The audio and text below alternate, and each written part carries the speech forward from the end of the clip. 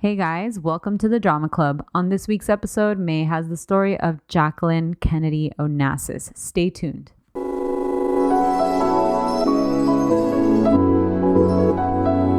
What up, fam?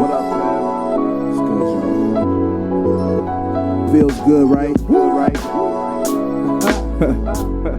Yeah, I know it, dude. And without further ado,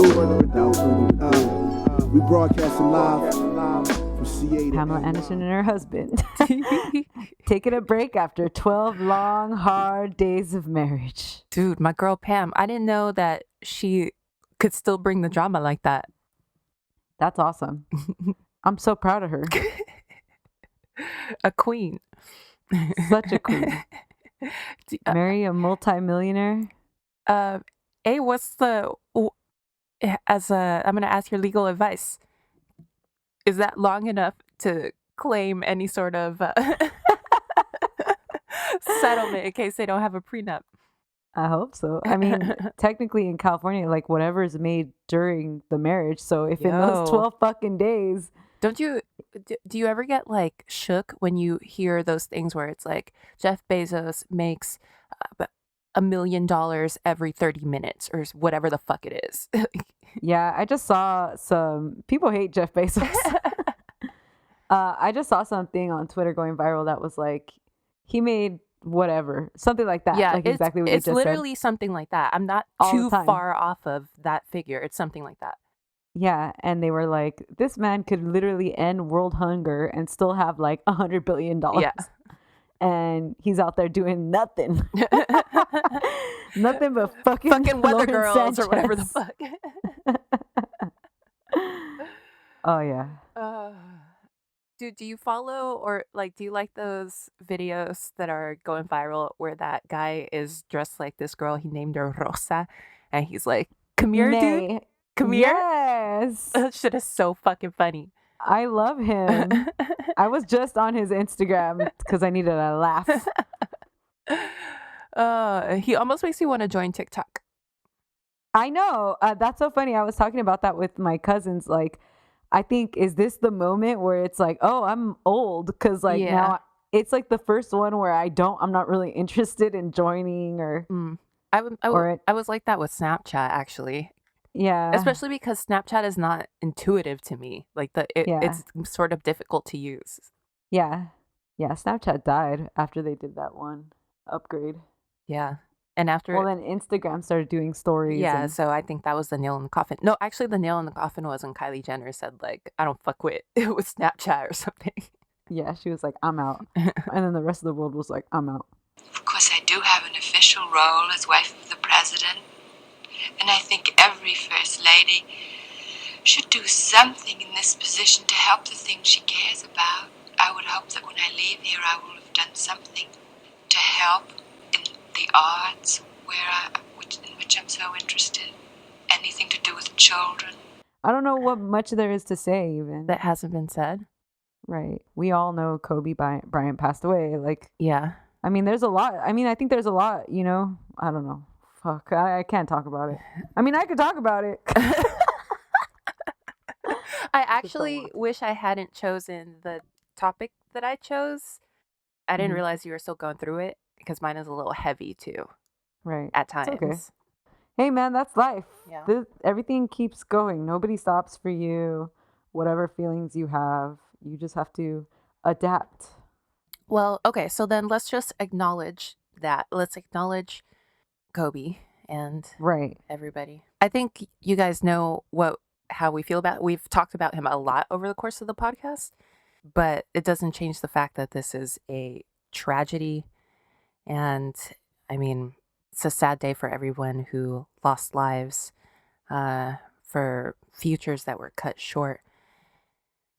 And it's sad. There's not much else to say that hasn't been said. This is the Drama Club. Full of drama. Yeah, so if you guys are feeling any type of way, we're here for you. We hear you. Reach out to your family. Enjoy them because, as we know, nothing is guaranteed. It's not forever. Our thoughts are with everyone. So, welcome. let's pick it up, if not too much, because I got a little bit of a sad story today. My name is May. My name is Stephanie. And this is El Club de Drama. This is the podcast about sad scandals, stuff. celebrities, a bunch of shit we shouldn't even be talking about. Welcome. If this is your first time, sorry. Sorry to this man. Oh, did you see that video of Jessica Simpson going viral this week? No, that was something I wanted to talk about instead of Kobe, though. Jessica Simpson. Because did you see all the stuff that's coming out because of her book? No. Okay, No, go ahead. So she said that she had an alcohol problem. Interesting. And she said she was drunk on an appearance on Ellen in 2017. Oh, and shit, so, that's recent. That clip went viral, and I watched it, and she's fucking drunk. You could tell. No way. And Jessica's I hate, I will never watch that clip of me that she went day drinking before the show. Wow. I know. And it's pretty fucking obvious when you look at it now. Right. Is she sober? No. Now she's sober. Did she say? Interesting. Yeah. Wow. Oh, I finished watching the morning show. Oh, I want to start watching it. It is, yeah. Okay. Wait until I finish then. Also, Chloe Sevigny is pregnant, and I thought that was crazy. I love that. Yeah. I know. Her little pregnancy picture was cute as fuck. I like that everyone started sharing pictures of her because she's an underrated fashion icon. She's an icon. And everyone started sharing pictures of her. I was like, today is a good day. Yeah. Queridos amigos, les habla la esposa del senador John F. Kennedy. So today I'm going to tell the story of Jackie Kennedy Onassis. Oh, wow. I was thinking about JFK Jr. a lot because it kind of reminded me, just because it's similar, a flying accident. Mm. Everybody was comparing it to all these different. Yeah, my mom was telling me that she felt like this is the first time it's reminded her of when Princess Diana passed. She was like, everybody's sad. It's everywhere. It's all over you can't go in a grocery store without seeing it on a magazine. You can't turn on the TV without hearing about it. She said she hadn't remembered anything like that since Princess Diana's death, which I thought was interesting.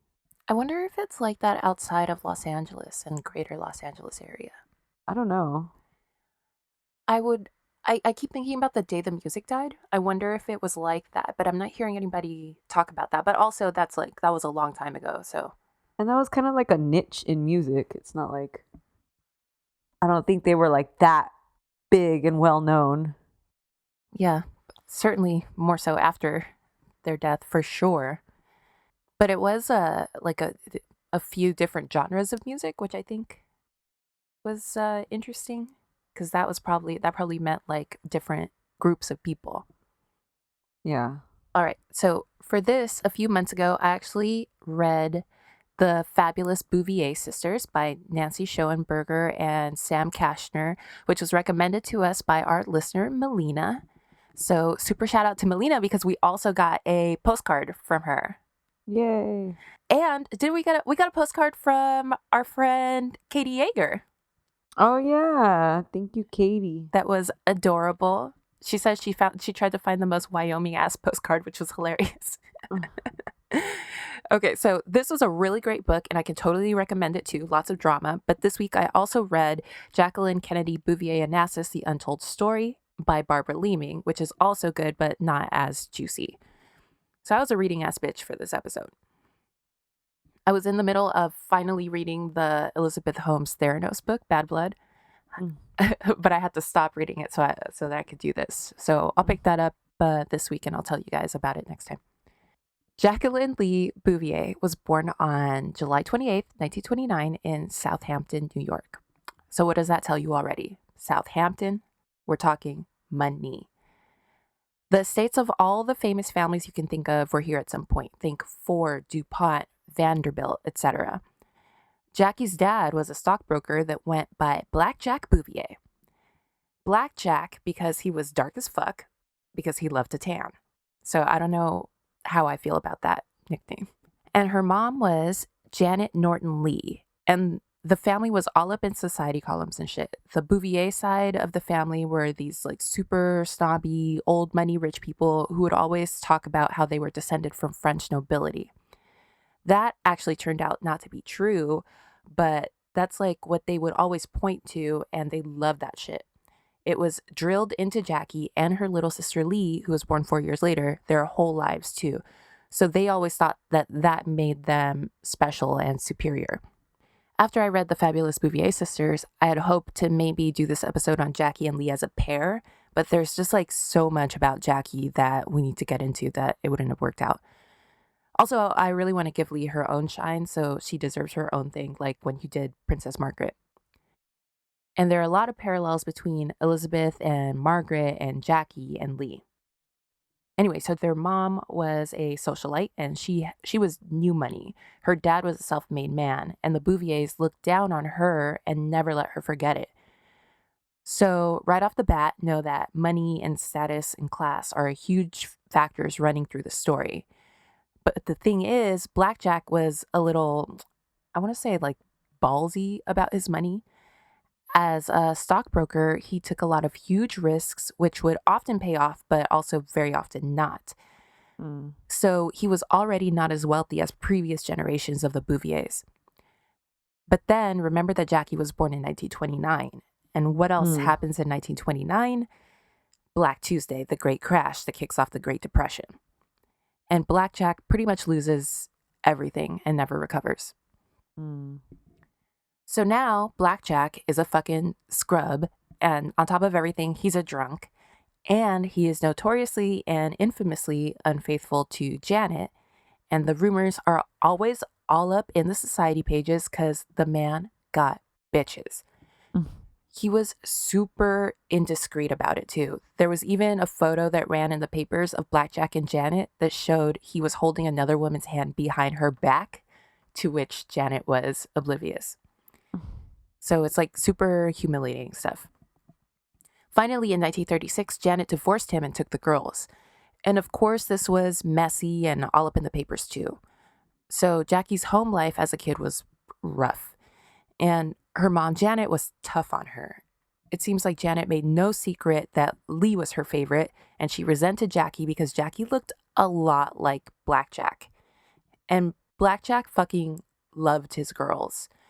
Whenever he had a little money in his pocket, he would spoil the shit out of them. And the girls loved him, and especially Jackie. She idolized him because she was his favorite. He called her, quote, the most beautiful daughter a man ever had. Oh, Donald Trump. Well, this is shitty because he has 2 daughters. Right. Well, so does Trump. True. So, yeah. Shout out to my girl Lee. Anyway, Janet was hard on Jackie, borderline abusive. I mean, today we'd call it abuse, but at the time it was, like, I guess normal. But Jackie would get slapped for, like, the smallest offenses, especially when Janet had been drinking. This made me sad because by all accounts, Jackie, from the time she was very little, was super sensitive and bright and artistic. So how could you just, like, not love on this little girl, you know? She loved to read, and she was great at languages. Because of the legend of their French lineage, she took a particular interest in French, and she spoke it perfectly. But she was also conversational, if not fluent, in Spanish and Italian from the time she was a kid. That's amazing. Yeah. Janet remarried in 1942 and married well. Jackie's new stepdad was Standard Oil heir Hugh Dudley Auchincloss Jr. So now we're at a different level of wealth. This is oil money. But Hugh had his own kids already from his previous marriage. I think he had 3. So he didn't think of these girls as his own kids, and his money was not their money. Especially after Janet had kids with him. Janet's dad, I think, paid Jackie and Lee's tuition. And Blackjack could only afford to give the girls $50 a month. So if you notice, the girls are not rich, but they're being raised in a wealthy environment. And Janet used her allowance or whatever to make sure they looked the part. They basically invented being hood rich. But they're Catholic, which at the time was, especially in these circles, super weird and looked down upon, especially now that they're at this oil money social level. So Jackie always felt like kind of an outsider. Jackie went to the famous finishing school Miss Porter's in Connecticut. Shout out to Connecticut, the Queen of Connecticut, our girl Darcy from 90 Day Fiancé. I see you in the commercials for the next season of Before the 90 Days. Anyway, Miss Porter's was and is one of the fanciest and most elusive prep schools in the country. And at the time, it was where girls went to become, quote unquote, finished, meaning they were ready for marriage. If some of them chose to go to college after, it was usually just as a sort of waiting room while they waited for the dudes they liked to be ready for marriage. But Jackie wrote in her yearbook that her life's ambition was, quote, not to be a housewife. So it was clear that she had other things in mind for herself. So in 1947, she enrolled at Vassar. The summer before college, she made her debut and was named Debutante of the Year by the famous Society columnist Igor Cassini. This was a big-ass deal. This was like winning the fucking Oscar or Miss America or some shit. And it was a shock move because remember, she's not really rich and also she's Catholic. So people were fucking shook. But as Queen Deb, her stock went way, way up. And now she's on everyone's radar and was being considered as serious marriage material for all the men from the quote unquote best families. So that's the position she's in when she starts her first semester at Vassar. So our girl was fucking crushing it. Her grades are stellar. She's doing all the extracurriculars. She's in the art club. She's in the drama club. She writes for the newspaper. She's doing everything. She goes to Manhattan every weekend to go to all the best society parties and also to get away from school because she low-key hated it there.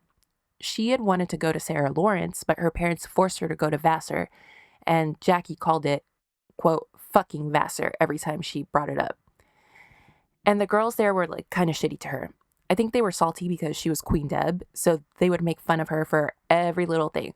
They would roast Jackie because she had huge hands and huge fucking feet. I think she wore a size 10 or 11, which I wear a size 10, but I'm 5'10". Jackie was like 5'6" or 5'7". They would also talk shit about her dad behind her back. And it was really sad because she would see that all the girls would line up to talk to him and sort of flirt with him when her dad? Yeah, when he came to visit. And Jackie thought that was because he was so charming and lovable that they just like all loved him. But really what they were doing is just like making fun of him and her, like doing that to make fun of them and calling him a dirty old man and shit. Meanwhile, she has this boyfriend named Bev Corbin, who was a student at Harvard, who she was super wishy-washy about. He'd come to see her at Vassar and he'd go see her at her mom and stepdad's crib for tea when she went home. So this is like serious stuff at the time. This is her man's. But one day, Bev finally made his move to kiss her and she recoiled. He was salty about this and wrote her a letter asking if she loved him. Later, she wrote him a letter back saying, quote, I do love you though, and can love you without kissing you every time I see you, and I hope you understand that. But then a few months later, she broke up with him in a letter saying, quote, I've always thought of being in love as being willing to do anything for the other person, starve to buy them bread and not mind living in Siberia with them. And I've always thought that every minute away from them would be hell. So looking at it that way, I guess I'm not in love with you. So she was a motherfucking savage. She didn't have to do him like that, but I still stand. Anyway, cut to her junior year. It's 1949. Jackie is about to be 21, and she decides to do a year of study abroad in Paris at the Sorbonne, which was where she really improved her French and thoughted her way through France. She had hella boyfriends, although I'm not sure if she was doing sex stuff. Maybe, but you have to remember that back then, if you were a lady, you didn't really rub butts. Not before marriage, anyway. So Jackie still hadn't gotten married, which technically made her a failure as far as debutantes go. And this was... She's 20? Yeah. Oh, fuck. And this was Queen Deb, Debutante of the Year, which made her look super bad. This is like when you're the number one draft pick in the NBA and end up being a bust. I'm looking at you, Kwame Brown. I'm looking at you, Greg Oden. Anyway, so 3 years passed Debutante of the Year. Now, of course, there's been 3 more seasons of fresh young debutantes coming through, which made Jackie look like an old maid, including but not limited to her baby sister Lee, who was also named Debutante of the Year this year. And Lee was prettier, sexier, and more stylish, and also super popular with the dudes. So things low-key are bad for Jackie. But while she's in France, she gets kind of a glimpse of an alternative lifestyle. Like, what if I don't get married and just move to Europe and try to become a diplomat or work at a museum or something? So she herself hasn't really started to panic, but her circle was talking shit, and I'm sure her family, especially Janet, was like stressed the fuck out. After her year in France, Jackie transferred to George Washington University, finally escaping fucking Vassar, where she majored in French literature and graduated in 1951. Then she won this nationwide essay contest, beating out over 1,000 girls to win an internship at Vogue, working 6 months out of the year in the New York office and then 6 months out of the Paris office. So this is perfect for her.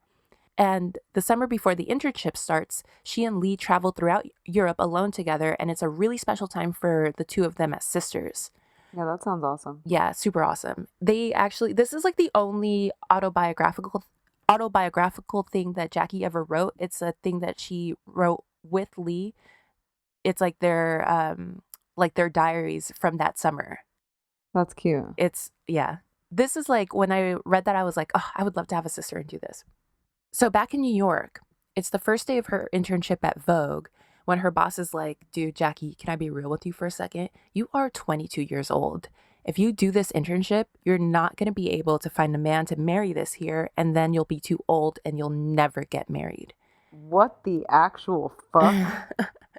Then Jackie thought about it for a minute and she was like, fuck, you're right.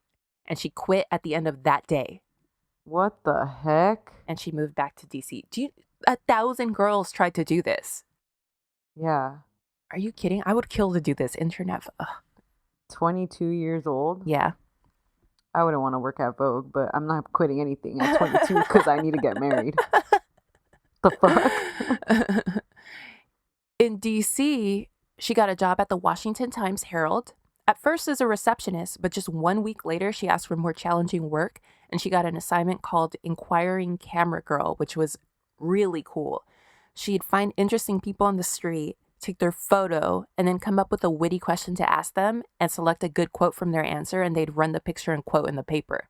Ooh, she's like an original blogger. Yes, she's so she's cute, like that dude. People from New York. That's exactly what she was. She started that shit. Her boss only let her do this on the condition that she was committed to the work and wasn't just using the job to find a man and quit 3 months later or whatever. And she promised that it wasn't like that. Also around this time in 1951, she went to a party organized by matchmakers for her to meet a certain handsome 34-year-old eligible bachelor by the name of Congressman John F. Kennedy. It turns out that they had met once before while she was still at Vassar. She was traveling by train from school to her family's house, and he flirted with her, but she wasn't feeling him. But now at the party, they started to talk a little, and he asked her out for a nightcap at the end of the night when he walked her to her car. But one of her homies noticed her car on the street when he was walking by, and he had hopped in the back seat to surprise her. And he this is like fucking scary. I would have cried. Anyway, so he hopped out when she and JFK got close to the car, and she ended up going to hang out with that dude. So JFK totally got cock blocked. But she gave him her number, and he said that he'd call her, but he never did. So then she starts dating this dude named John Husted, and it's a whirlwind romance. After just 1 month of dating, they got engaged, and he gave her this huge sapphire and diamond ring. In January of 1952, their engagement was announced in the New York Times. But just a few months later, Jackie says that she realized that John was, quote, immature and boring. And she says one day when they were leaving his family's house, she slipped off her engagement ring and wordlessly just put it in his pocket, and he knew what the fuck that meant. The engagement was off. So once again, my bitch Jackie is a motherfucking savage, and I stand. Also, she was kind of embarrassed when she told her boss that she was engaged because he was like, I fucking told you so. You promised it wasn't going to be like this. So, like, the whole vibe of the engagement was off from the jump. Right. During these few months that she was engaged, JFK had been seeing this girl. Actually, as per usual, he was seeing like a dozen girls. But he did have a main girl. But that main girl got tired of his ass and dropped him. And he was heartbroken. He was walking around town sulking his dick into Mary and Jane and Sally and whoever, but still sulking. Anyway, for some reason, after seeing him around at parties and stuff looking like that, he started to look more appealing to Jackie. And now they were both single, so they started casually dating. Meanwhile, he had recently announced that he'd be running for the Senate. So low-key, he was also looking for a wife because in politics in this country, especially at the time, they needed for you to be a family man if you were going to be a successful career politician. It was just a fact of political life, which really sucked because Jack really, really wasn't trying to get married. He was a thought. He fucking loved women, and he was dating hella women at the time, including Audrey Hepburn, which I was like, what would have happened if he'd married Audrey instead? She totally reminds me of Jackie. Totally. And yeah, he has a type. And also, like, he's dating women, kind of shopping around for his wife. So I think he's totally trying to cast who would play the best role as his wife, you know? Right. And the Audrey, I think, would have been perfect. And that would have been like a sensation, I think. People would have loved that shit. Who was Audrey Hepburn's husband? I don't know. Andrea Doty, an Italian psychiatrist. Were they married for a long time? 1969 to 1982. That's 13 years. That's pretty good. Oh, she was married to Mel Ferrer before that. Oh, fuck. And he was married to everybody. Okay, so you're right, totally the same type. I kept thinking about Audrey in the pink Chanel suit. Yeah. Okay, anyway, so he was literally the most eligible man in the country, and he was loving it. He was rich as fuck. As we know, the Kennedy family had motherfucking money. And he was handsome and charming and seemed to have a bright future ahead of him. So Jackie thought he was hot. And they got along well. They actually had a lot in common intellectually. They were both into the same types of books and were avid readers. And they were both Catholic, which was pretty cool because that was rare in their circles. Right. So Jackie pretty quickly was like, he's the one. Plus, being the wife of a senator would kind of keep her stimulated because remember, she didn't want to be, quote, just a housewife. Right. So she was all about him. But he thought of her as just one of many. Anyway, they got to know each other over long lunches in his office, and she featured him in her newspaper column. So she was kind of making it known that she was into him and kind of also sort of fishing for that proposal, which turned JFK off because he had this thing about quote unquote thirsty women. As soon as a woman got thirsty in his eyes, he'd immediately start talking shit to his friends about her and like completely lose interest. He'd be one of those fuckboys today who would like show his friends a completely normal text from a girl and be like, look at this thirsty bitch or whatever. So he kind of wasn't feeling her anymore. And people were warning Jackie, stay away from him. He's a thought. He's too old for you. He was 12 years older, by the way. But Janet was kind of pushing him on her because Janet saw dollar signs. So Jackie was kind of around a lot during the run up to his election as senator in Massachusetts. So she got to spend a lot of time around his family. And that's when Joe Kennedy, JFK's dad, basically told Jack that she's the one. You've got to marry her. I'll get you the ring. You've got to give her, but get it done. And the Kennedy boys basically had to do whatever their dad said. He ran that fucking family with an iron fist. I think we touched on that a little bit in our episode about Teddy Kennedy and Chappaquiddick. Yeah. And so that was that. And Jack proposed to her via telegram shortly after his election. It seems like she didn't say yes right away, though. He did take her as his date to President Eisenhower's inauguration. So that's when they were officially a couple and were in public together and shit. What a hot date. I mean, it's probably nice. It's probably like going to the prom. Yeah. Because they have balls and shit after. Yeah. And so a few months after the inauguration, Jackie went to Europe for a month on assignment to cover Queen Elizabeth's coronation, which is around the time I think she finally accepts. I think Papa Joe stepped in and said something to her because all of a sudden there was a scramble to make the announcement in the New York Times in June of 1953. And it all happened so quickly that they had to use the same photo of her that ran in the paper when she got engaged to John Husted. But yeah, Joe thought, aside from her being a quote-unquote well-bred Catholic, like that she was sort of WASP adjacent, especially because of who her stepdad was and stuff. So he thought this was the perfect accessory that would make JFK look like the full package when it came time for him to seek higher office. But aside from that, like, he really liked her and she got along with Joe. So they're totally using her, but it's a bonus that she's actually a great girl. So really, what more could you ask for your son? Right. Although the Kennedy women mocked her behind her back and would refer to her as the Deb. The Deb? Yeah, because she was Queen Deb, like debutante. Oh, debutante. Yeah. Anyway, by September of that year, 1953, the two were married. Our old friend Blackjack got super shwasted at the wedding and didn't make it to the reception. Nice. He was mad that she was marrying into the Kennedy family because Blackjack had a vendetta against Joe Kennedy. In the aftermath of the crash, Joe was named head of the newly created SEC, and he outlawed all the risky practices that made both he and Blackjack very rich and caused the crash. Joe had miraculously come out fairly unscathed because I guess he had like wide and varied business interests, but it ruined Blackjack, as we know. And in his eyes, Joe's actions kept him from recovering. Allow me to continue doing all the shady shit. I mean, that's basically where we're at right now after the Great Recession. Seriously. How about this? JFK was such a scumbag that throughout the time that they were publicly official and engaged, his dad made sure he had a friend around him at all times so that when he was in public hitting on women, sleeping with women, he could just play it off like, oh no, that girl, the one that's with us, she's the homie's girlfriend, not mine.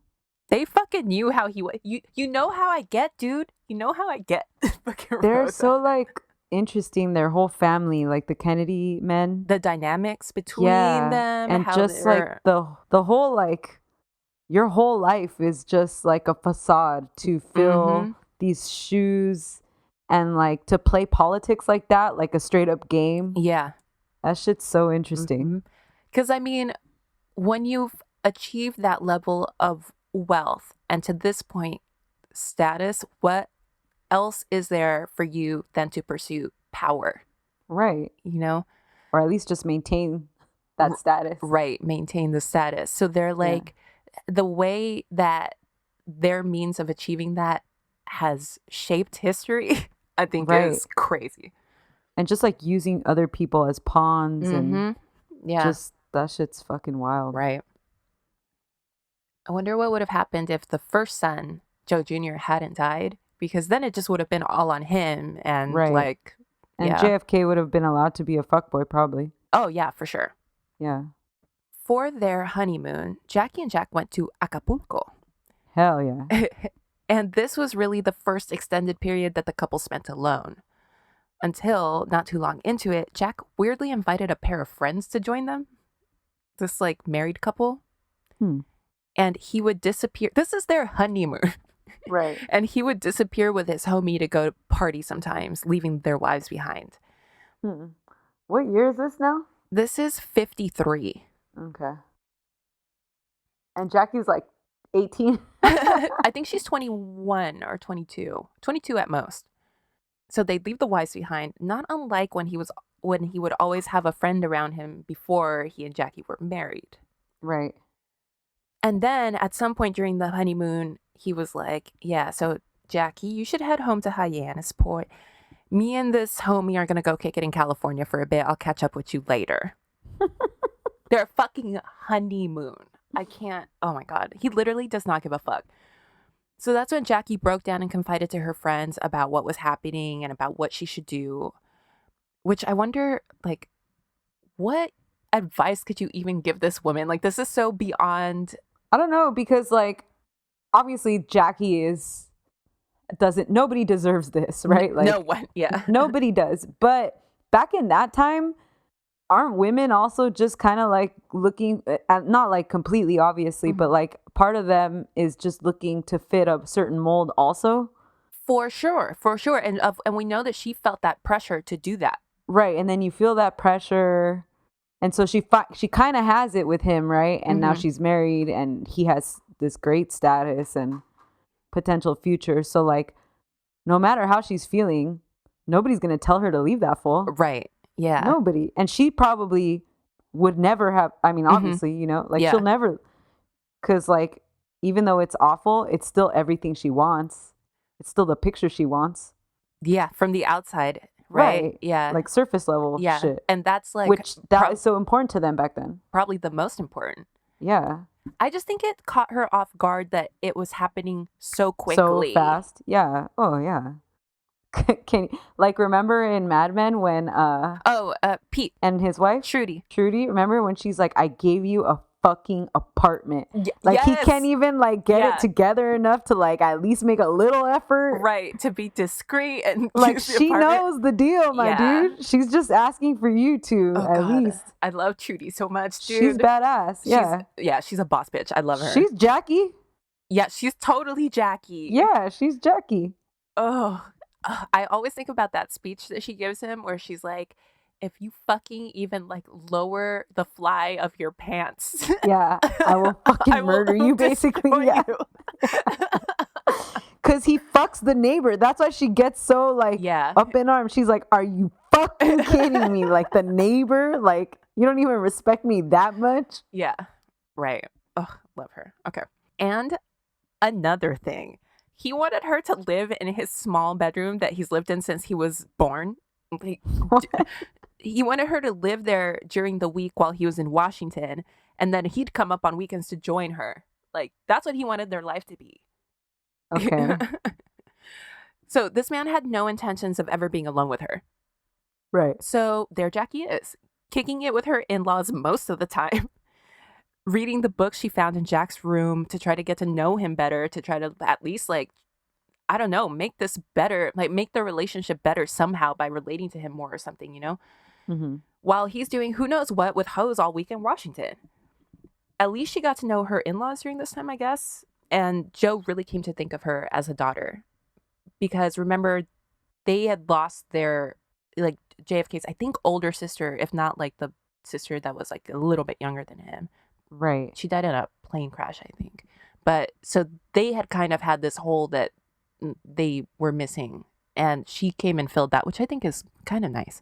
That is nice. But Jackie was all in. She like truly loved him. Yeah. She loved his imagination and his ambition. And this was the man for her. Right. But he really could not give up his women. And it wasn't even your regular schmegular everyday cheating. This was some next level shit. He and Jackie would straight up be at a party, and then Jackie would realize that she hadn't seen him for a while, and come to find out he'd left with another woman. This happened multiple times. This wasn't a one-time thing. This always happened to her. God, man. So she's being humiliated all over Washington, and it's not a secret. Everybody knows about it. And Washington's like a small town, you know, so. Oh, yeah. And another thing. Jesus. JFK was in really bad health, and no one ever disclosed this to Jackie before they were married. Really? Mm-hmm. I didn't know that.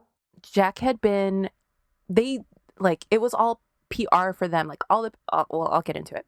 So Jack had been very sickly since he was a kid. He'd had scarlet fever and almost died when he was very, very young. Oh, shit. And then he had a string of like other illnesses and ailments, from regular shit to like not regular shit. Right, but he was just like prone to being sick and shit. Mm-hmm. And then he had a really terrible back injury from the war.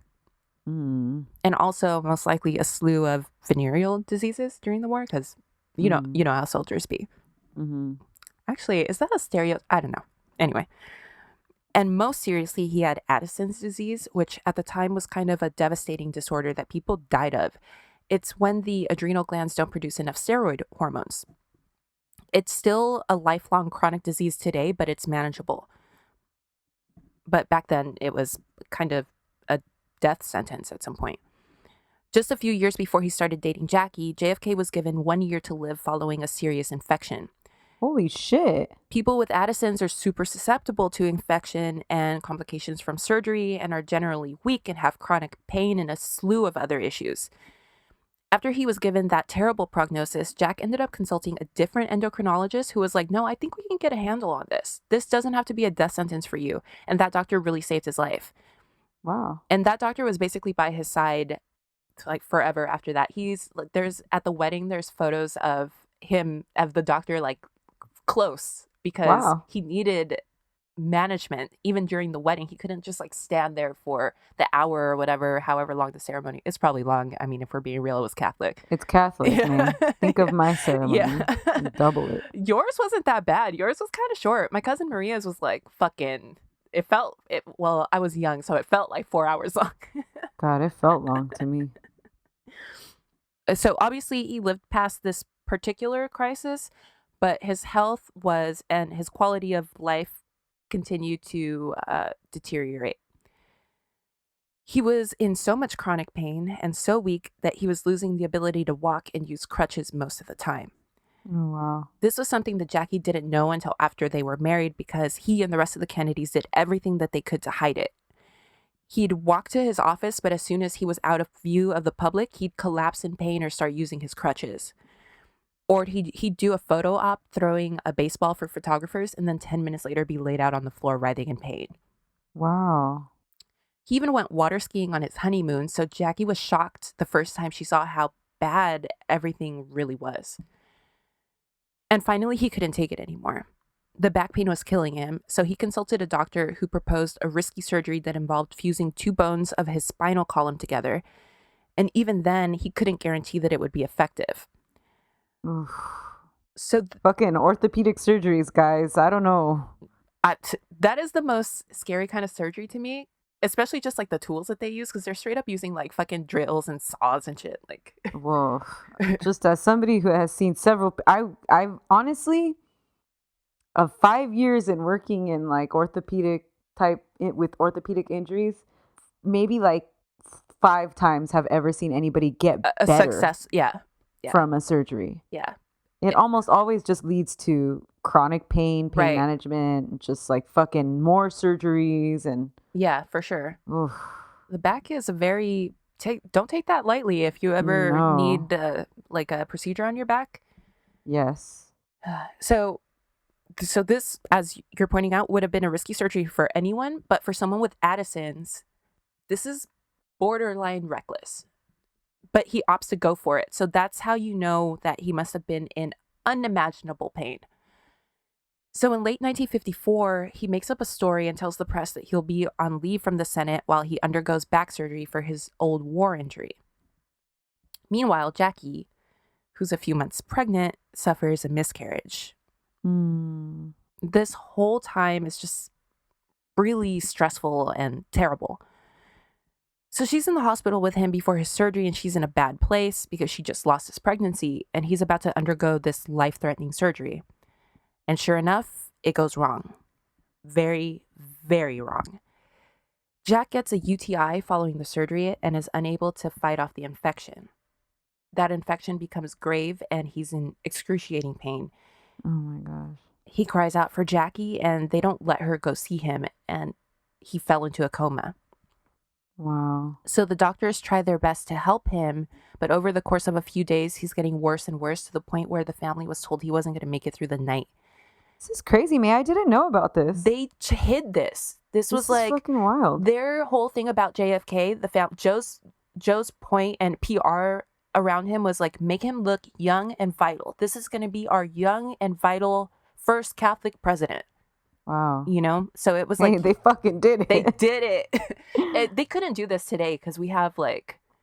We're just so easily accessible to celebrities and to... Yeah, exactly. People of interest. Back then, you could just like... I mean, how many photographers were there? How many journalists? Like 3. You pay off those 3, you're good, you know? Yeah. So, yeah, anyway. So they told the family that he was going to make it through the night. So they call in the priest to do the last rites. Wow. Yeah. Jackie says that night she prayed for the first time in her life. Oh, shit. And somehow the hospital staff was able to save him and he pulled through. That's crazy. After that, Jackie says that she made a vow never to be kept from him again because, like, you know how they fucking were back then? They'd be like, no, you can't come in here or whatever, like to the family and stuff. Yeah. And so she was like, she held this grudge and I guess guilt that when he was crying out to her, she didn't go see him. They only let her in like as they were doing the last rites and she was like praying by his bedside. Right. Time goes by and he's finally able to leave the hospital and start recovery at home. So he's been a senator, but he hasn't been there this whole time, basically. So they let him go home after he had a special hospital bed installed at the house. But he was told that the surgery was not a success and that he'd never walk again. P.S. This whole time, everyone in Washington has no idea that any of this is happening. They still think that he just had like a slipped disc or like whatever the fuck. All of this is super crazy to me, but what's crazier is that almost immediately after he was pulled back from the brink of death, Jack started writing to his Swedish bitch named Gunilla von Post, who he met one time the month before he married Jackie. He was telling her how he loved her and how he was horny for her and fantasizing about her. And he was like, yeah, baby, I just had this little back surgery. No big deal. But we got to hook up when I come to Europe this summer. He cannot walk. He almost died and he cannot walk. And he's like, yeah, don't worry. He thinks he could thrust. Sir, please relax. Let me guess. He was probably a lazy fuck. Like, oh, yeah. Come on. Because he was always in pain and shit. He just fucking laid there. Yeah. Hats off to you, my dude. I'm not mad at that. I respect it. He's stiff all the time. His back was stiff. His dick was stiff. Mm-hmm. Okay, so this fucker is like old school sexting a girl that he fucked one time, while his wife is literally wiping his ass and taking care of him 24 hours a day. You hate to see it. You fucking hate to see it. Men. Also, no one in this family tells Jackie shit. She says so funny. You're hella up in arms over JFK, man. You're hella slut shaming him and everything. Yes, because I mean, like, just be a slut, but be real with your wife, you know. Like, or don't have a wife, right? Don't have a wife. Yeah. So yeah, it would be cool if it was like their agreement. Open, yes. And like she was in on it, and like Trudy, like where she was like, right, I'm fine if you keep up the fucking appearances that I want. Right. Go ahead and fuck who you want, but I don't know that it would have been that hard to find a wife. I don't think so either. I think like you. I mean, we have this idea, right, that of like whatever romance and marriage or whatever, but there's plenty of people who are willing to get married for other reasons. Oh, for sure. Yeah, and marriage is perfectly fine. Marriage isn't just one thing. It's no, hell no, it's not. There's literally like there's this very famous alimony court case where this child was trying to get his dad's wife to not get shit, right? And like she was like very real about it with the judge. Like she was like, we got married he wanted a beautiful wife and he wanted somebody that he could show off and make love with, and I wanted somebody with money, and that was our marriage, and that was our agreement. And the judge was like, that's what marriage is. It's just like an agreement to be together for the rest of your life. And that was the one they made, and whatever. Well, I mean, that's a beautiful thing right there. If you can find people with goals that align with yours, I mean, that's fucking huge. And to commit a whole ass life, I mean, fuck, she deserves everything. And so did he, that guy. Like, he deserved his end of the bargain too, and he got it, I'm sure. So what happened in the case? Oh, that she got everything that she was entitled to. Like, that they were trying to keep her from. Well, the American court system wins again. Hardly ever does. But, yeah. But when they get it right, boy, do they get it right. So anyway, no one in this family is telling Jackie shit. She says that she walked in on Joe talking to Jack one time about the vice presidency, and she was like, "Excuse me, you're trying to pursue higher office?" Like, she thought, oh, he's like trying to be a senator and like, let's do this shit. But she never realized that he wanted to be president or anything. Right. Against all odds, Jack learns to walk again, and with the help of a lot of pain medication, he goes back to work. Again, doing the thing where he makes a big show of walking into his office, but behind closed doors uses a cane or crutches or a chair sometimes. When the Senate breaks for the summer, he and Jackie go to Europe, where he manages to take off to Sweden for a week, allegedly on some work shit, but really to meet this woman, Gunilla. There, he tells Gunilla that he intends on divorcing Jackie as soon as he gets back to the States, and he tells Gunilla's parents that he intends to marry her. Wow. Yeah, so This is like real. Right. When he got back to the United States, he eventually wrote to her saying that he told his dad that he was going to divorce Jackie, but his dad said no. Which I don't know if that's true. I mean, it could be true. He also just could have been like gassing her and her family up or whatever. Mm-hmm. But the point is that he was being very indiscreet and putting it out there that he wanted to divorce her. Mm-hmm. In 1956, Jackie got pregnant again. JFK wanted a large family and made no secret that he wanted to catch up to his little brother Bobby, who had 4 plus another one on the way. Also, Jack endorsed Adlai Stevenson for the presidency, thinking that Adlai would offer him the VP slot on the ticket. But when Adlai won the Democratic nomination, he did this weird thing where he let the convention vote on who the VP nominee would be. And JFK came in second. So he was like fucking furious. He thought that Adlai did him dirty. Right. Because he was supposed to be named the VP, and then all of a sudden he pulls this shit, and like his ego was really rocked by this. So JFK was fuming, but he gave this crazy inspiring speech at the end of the DNC formally nominating Stevenson, and in an instant that turned him into a national star. Kind of like Obama at the 2004 convention. Remember?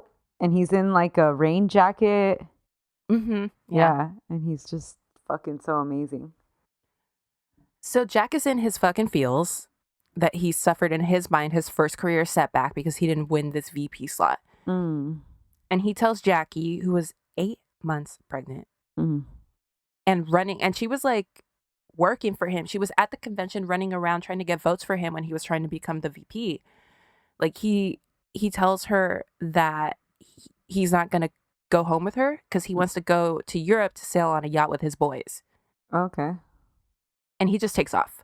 She's literally still at the convention, and they're like, let's go home. And he's like, no, I'm going to go sailing in Europe with my boys. And obviously he'd be on a yacht, so he'd be unreachable. Yeah, not like there's anything happening or that could potentially happen, with your wife 8 months pregnant. Right. Not like you need to be available or anything. And what about the ship to shore phone on the yacht? He's like, I said what I said. I said I'd be unreachable. Because obviously by boys, we mean naked women. There's naked women on this yacht. It's a party yacht. So Jackie heads home.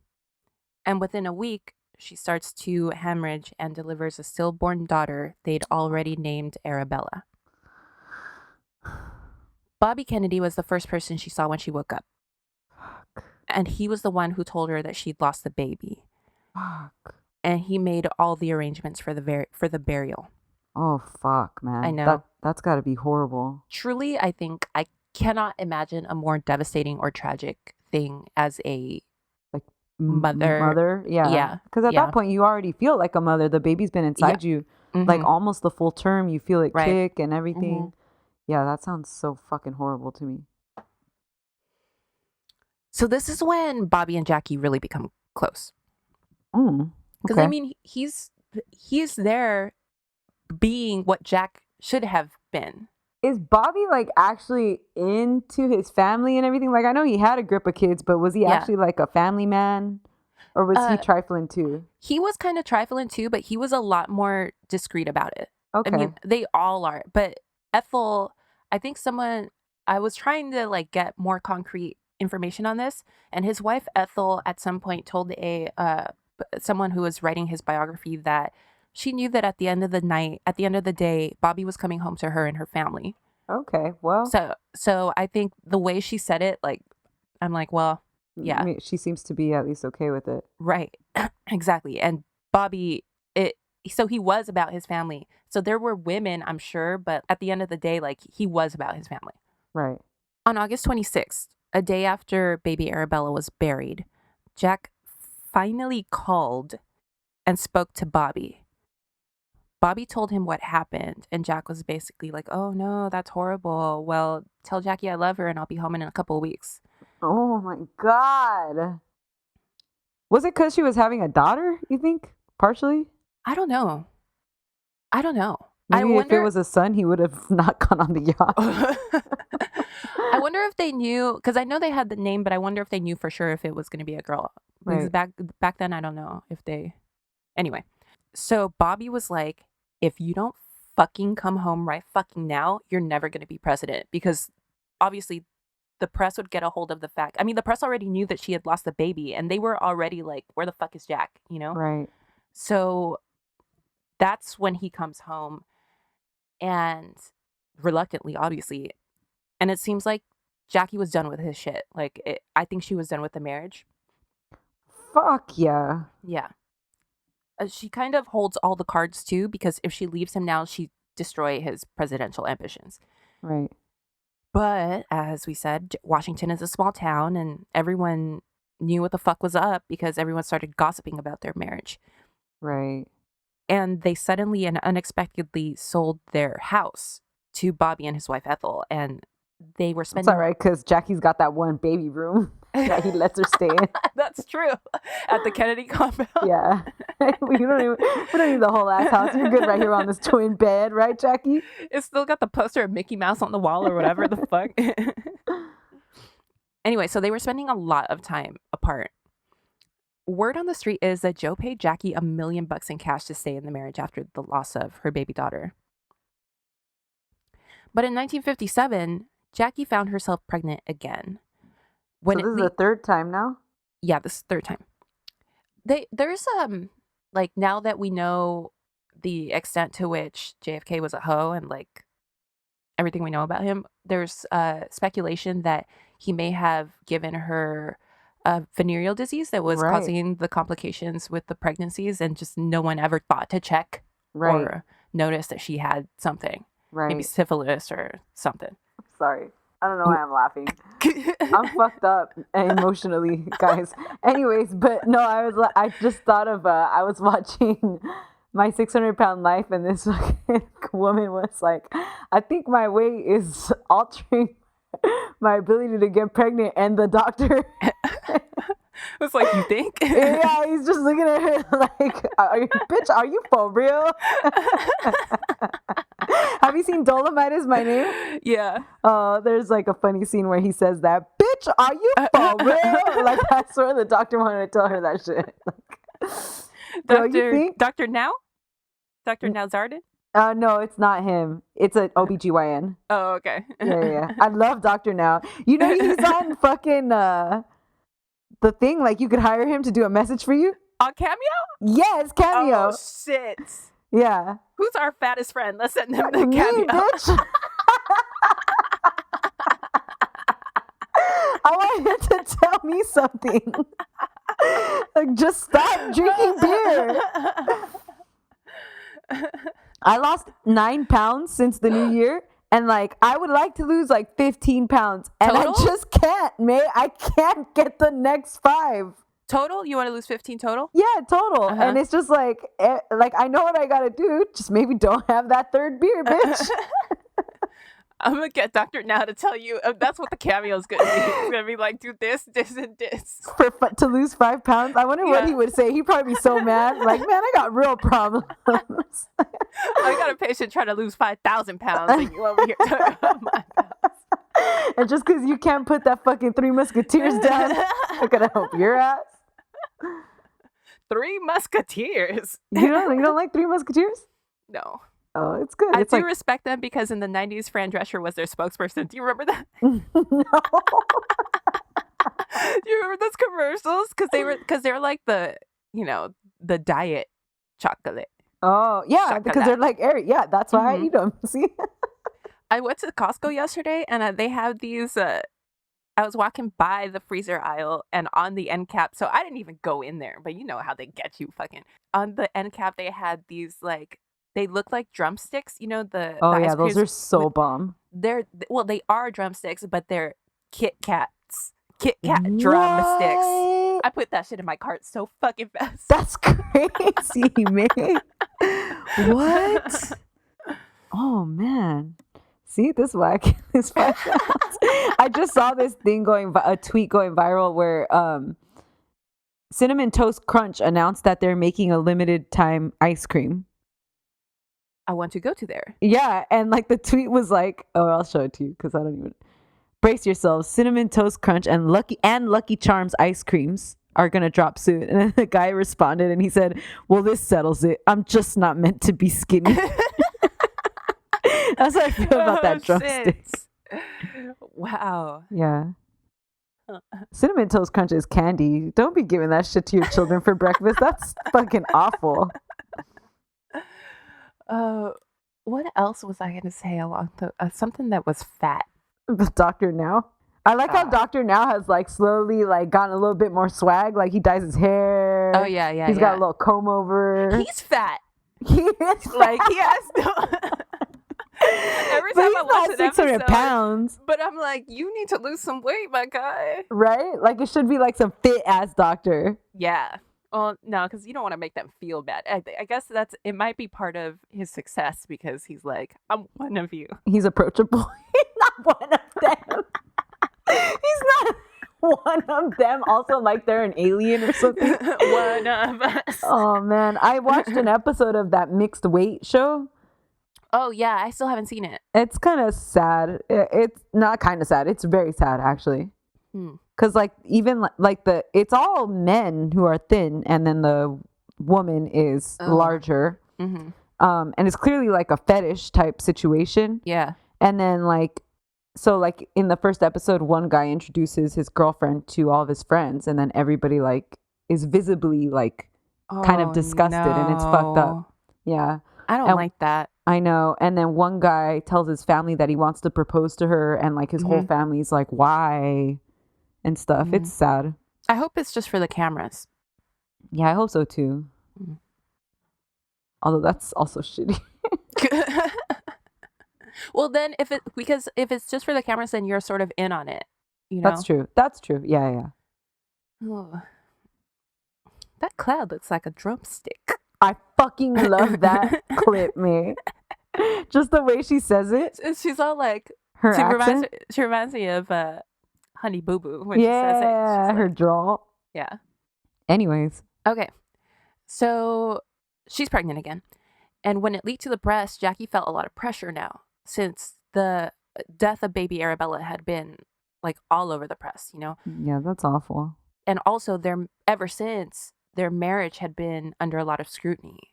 So it's like she had this tragic end to her previous pregnancy. Everyone's talking shit about the legitimacy or non-legitimacy of her marriage. And it's like, this is a lot to put her under. Right.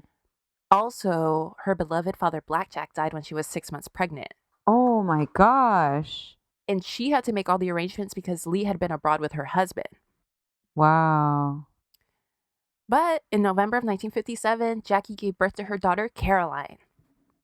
This time, Jack was actually there for the birth, and by all accounts was actually over the top sweet and attentive, obviously because he had to make up for what had previously happened, or at least to try. Right. And that's so weird when, like, remember Lucy said that Ricky was like crazy in love with her after the baby was born? Yeah. That's weird. I mean, Instinct? it brings you together. Yeah, instinct. It's right? Evolution. Like you have to now come together to protect, make sure that this baby survives. Yeah. It's crazy. So the Young family was an instant sensation. Oh, yeah. They graced the cover of Life magazine in April of 1958. This is adorable. That's awesome. Little baby Caroline. She's so cute, man. Jackie did ads for and hit the campaign trail for the run-up to Jack's 1958 re-election to the Senate, which I'm so so shocked that he was reelected because he was convalescent pretty much the whole time. He wasn't doing shit. Right. He's just like hanging back. That might be why they reelected him. They were like, hey, he don't cause no problems. We don't even know if he exists. Let's just reelect that dude. And she proved to be an incredibly valuable asset when he got 73% of the vote. Oh, damn. The public loved her. But the Kennedy campaign advisors did wonder if maybe she was like too fancy for America, since she was always decked out in couture. Like, she loved Balenciaga and Givenchy, and she was always going to France and shit. And like, she had to come to terms with kind of having to tone that down ahead of Jack's anticipated presidential campaign. Also around this time is when Mr. Aristotle Onassis enters the story for the first time. Okay. Ari was a Greek shipping tycoon and one of the richest men in the world. He had the largest shipping fleet in the world. Jackie and JFK went to visit an ailing Winston Churchill aboard Ari's yacht, the Christina. I don't know if the Christina is the most famous yacht in the world, but it's certainly the only one that I can name. But I did learn a fun fact about it. Some of the leather furnishings are made of whale foreskin. Whoa. That's interesting. Aren't you in the market for some furniture? Not that kind. I don't think I could afford that, honestly. Who's collecting that? I don't know. What's your job? I'm a whale foreskin collector. What's the yacht that Wolf of Wall Street had bought from Coco Chanel? Was that the Coco Chanel yacht? Yeah, it's Nadine. Nadine, huh? That's the only, I didn't know the name of it, but that's the only yacht I could think of, like, that I know is famous. I can think of, do you remember that show? It was on VH1. It was like The Fabulous Life of. Oh my God. And I loved him. What was his name? Was it Robin Leach? Yes, with the Robin Leach. Yeah. I remember they showed that like someone had rented the largest yacht in the world. So that one I know by sight, but I don't know the name of it. Like, literally the only one I know the name of is the Christina, because also Elizabeth Taylor was on that fucking yacht. Yeah. Audrey Hepburn, Marilyn Monroe, everybody was on this fucking yacht. Winston Churchill was on this fucking yacht. Winston Churchill was fucking on that yacht. On January 3rd, 1960, JFK announced his candidacy for president, and Jackie hit the trail in support of him. But almost immediately, I mean, I'm talking within like a week or two, she discovered that she was pregnant again. Oh, wow. And because of her previous complications, on advice of her doctors, she sits out the campaign at home. Not to say she did nothing. She wrote columns about Jack that ran weekly in newspapers. And of course, she did interviews from home, but she wasn't out in the streets or anything, which led to the public being even more fascinated by her and thirsty to see her and like what she was wearing. And she's growing like the best thing on earth right now. Yup, exactly. And she was named one of the 10 best dressed women in the world during this time. But no one's seeing her, which is crazy. I know. Do you think, like, I was thinking about Harry and Meghan, and I wonder if it's gonna get worse for them because for sure. Because now they're not going to give, like, at least when they're like in that role, they kind of give people what they want, right? They do those little appearances and they're dressed up, and now that they're not going to be doing that stuff, I wonder if the paparazzi is going to get worse for them. It's possible. And then and also they don't have the machine of the crown to like tell, you know, first they do have power over there, like to say like, okay, don't run this story or whatever, or leave them alone on this day, or whatever. Like, I saw the pictures of her walking the dogs with baby Archie, like, and then like immediately Prince Harry like tried to tell them like that's not okay, and you know, it's dangerous, like she's with the baby and all this stuff. And I just think, like, I don't know, I think it might get worse for them. I don't know. It depends on, I think, what they choose to do going forward. They could continue to kind of try to mitigate that by being... Like, you got to just give people what they fucking want a little bit, right? Right, exactly. So they leave you alone. she got like a lot of criticism when those pictures came out. Did you see that? People were like, "Why are you holding the baby while walking the dogs?" Like, what the fuck? People do the fucking most. People hate everything. I cannot stand that. There's a trail that I like to run on, and I always think like, that's nice. Like, there's very few times when I'm like, oh, that's nice. Like, like people with babies. Like, that sounds nice. Sorry. Yeah. I'm sorry. Like, people with babies. A lot of the time, most of the time, I see it. Not just. I think I love kids, by the way, but I just think that shit looks hard to me all the time. Oh yeah. But like when I see women or men walking with the baby and they're holding it, like how she was holding Archie, I just think, oh, that's nice. Like to go on a walk and it is so sweet. Yeah, like why you guys mad at that? People are fucking like they love to be mad at shit, dude. Love to see it. So anyway, she's like one of the 10 best dressed women in the world. Again, shout out to her sister Lee, who totally, I think, objectively has better style. Like everyone thinks so. Anyway. As we know, JFK wins the presidency against former Vice President Richard Nixon. Cool. And 2 weeks later, Jackie goes into labor 5 weeks early with a little tiny baby named John F. Kennedy Jr. For more information on John, go listen to Stephanie tell his story in our episode called Bopless since 2012. Yeah. Fuck that fool. Okay. So, Junior was born with underdeveloped lungs. Oh. So back in 1960, this was super scary. I mean, I'm sure it's scary now, but we have things we can do now, you know? Right. But like, so back in 60, this is really scary, and he spent quite a while in an incubator. Meanwhile, the media starts dragging Jackie to filth over rumors that she wanted her focus as first lady to be turning the White House into a cultural hub and hanging modern art and like having musicians come play. Like she wanted it to be like the old school salons. And they were like, you snobby ass bitch, basically. So she had these old people shook to the point where they couldn't even wait for the baby to get out of the incubator before they started dragging her. I hate that so fucking much. Anyway, so crazy. She's just trying to inject your asses with a little bit of culture. I know. So when outgoing First Lady Mamie Eisenhower invited Jackie to tour the White House just a couple weeks after her emergency C-section, she failed to offer Jackie a seat, some say on purpose, and Jackie collapsed shortly after she left. Oh, man. So poor Jackie, as per usual, had shit coming at her from all angles. Right. For Inauguration Day, she was given an injection of dexedrine, aka speed, just to make it through the day and the 2 balls that they had to go to after. Are you fucking kidding me, May? And she just had the fucking baby. I know, I was gonna say. Yeah. Dexedrine is speed? Yeah. Like it's something that we prescribe? It used to be. It used to be like a diet drug. Oh, holy shit. Yeah.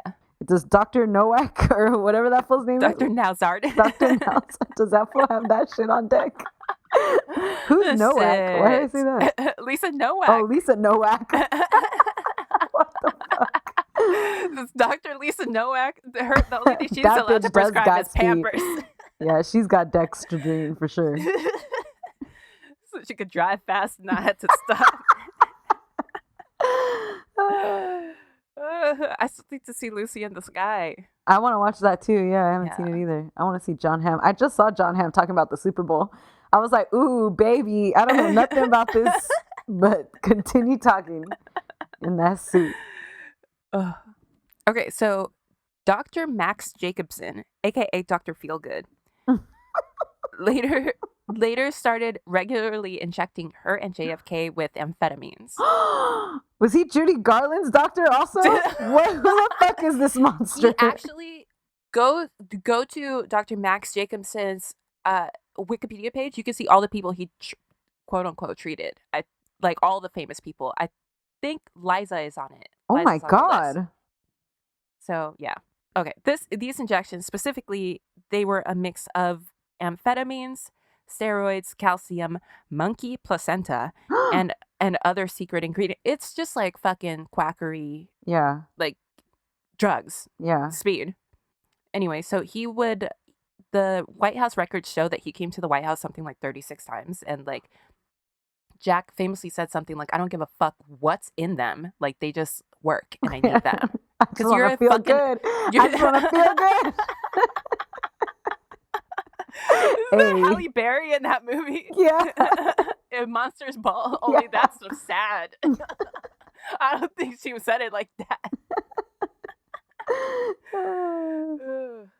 Anyway, so yeah, he was addicted to speed, basically. Jackie was. JFK was a meth head, everybody. Jackie was addicted to, sort of, but yeah, I guess, I mean, she was. But they didn't know, right. They were just like, a doctor gives it to me. Well, a doctor's giving it to you. No, honestly, that happens to a lot of people. Mm-hmm. So JFK eventually quit because he actually didn't like that it made his dick soft. Okay. I was going to say because he was president, but nah, that's not why. And there's a lot of historians that, like, looking back and when Dr. Feelgood stops coming to the White House, they're like, you can see the change in how he acts and the decisions that he makes, arguably before he was making more erratic decisions. And then after that, he, like, calmed down a lot. So people are like, damn, that was real fucking dangerous, man. So I guess thank you to JFK's dick for going soft. Because, yeah, we're a safer country because of it. So Jackie traveled outside the country as First Lady more than any previous First Lady. That's so tight. Yeah. And the pictures of her in all the different countries and stuff, it's like real cool. Like in front of the Taj Mahal, she looks fucking sick. Yeah, that's sick. And everywhere she went, she dazzled foreign leaders and everyday citizens alike. Do you remember in The Crown when her and JFK go to visit Queen Elizabeth and Philip? Yeah. Yeah. And Elizabeth was salty because everybody loved Jackie. Yeah, everybody loved Jackie, and Jackie didn't really like her. Like, she said that she was like stiff and boring or something. Yeah. And then they met. I wonder if that's true that they then had tea, right? Yeah, they had tea. That is true. That's awesome. When Jackie traveled throughout Latin America, she would give speeches in Spanish. So she became one of the most popular people in all of the Americas, because this is like the first time that someone's like coming to you and speaking to you in your language, Right, so like this she was understands, yeah. So this is a big deal. She went to Acapulco by herself for her honeymoon. So true, by herself. People were hella on her side. She's basically Mexican now. She was on her. They invited her to the carne asada for sure. Her name is fucking Jackie. Yeah. Bitch, come here. Let me tell you. Come here real quick. That's how she started her speeches. Yeah. Everybody come here real quick.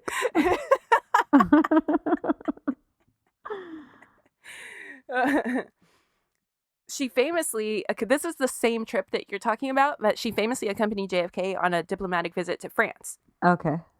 Early in his presidency, when the French people so impressed and touched by Jackie's love of the country, because remember she had spent a lot of time there. And she speaks French fluently, right? Yeah, exactly. That's so the crowds would chant "Viva Jacqueline" as the couple passed, and they were like, "Who that guy?" Like looking at JFK. When JFK was making a speech in Paris, his first speech in Paris, he famously said, quote, "I am the man who accompanied Jacqueline Kennedy to Paris, and I have enjoyed it." That's awesome. I was going to say, he probably loved that. He loved it in public, but in private, he was high-key very salty, and he and Jackie had, huge disagreements. Like, this was on The Crown, too. Really? Yeah, that he was, upset at her for...